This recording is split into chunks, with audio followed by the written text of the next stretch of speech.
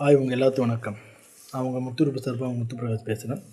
நான் இன்றைக்கி பேசுகிற டாபிக் எதை பற்றி பேச போகிறோம். திருச்சி கிழக்கில் நம்ம தளபதி விஜய் மன்னிக்கவும் தமிழ்நாடு முதலமைச்சராக ஜோசப் விஜய் அவர்கள் ஒரு திருச்சி கிழக்கு மக்களுக்கு நன்றி சொல்லக்கூடிய அளவுக்கு ஒரு கூட்டம் போட்டார்.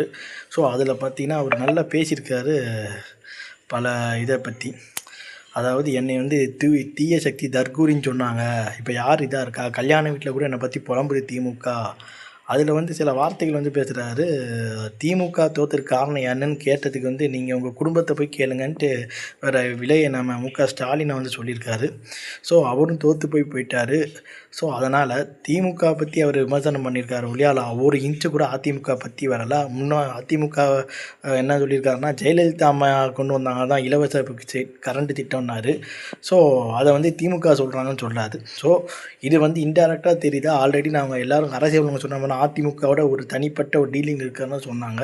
ஸோ இப்போ எல்லாமே அதிமுகவில் கூடிய எல்லா எம்எல்ஏக்களும் போக போகிறாங்க. விஜயபாஸ்கர் நம்ம சிவி சண்முகம் முடிவு வந்து விலக போகிறோன்னு சொல்லியிருக்காங்களே, எந்த கட்சிக்கு போக போகிறாங்கன்னு நமக்கு தெரியல. அதெல்லாம் சொல்ல தாவேக்காக தான் இருக்கும்.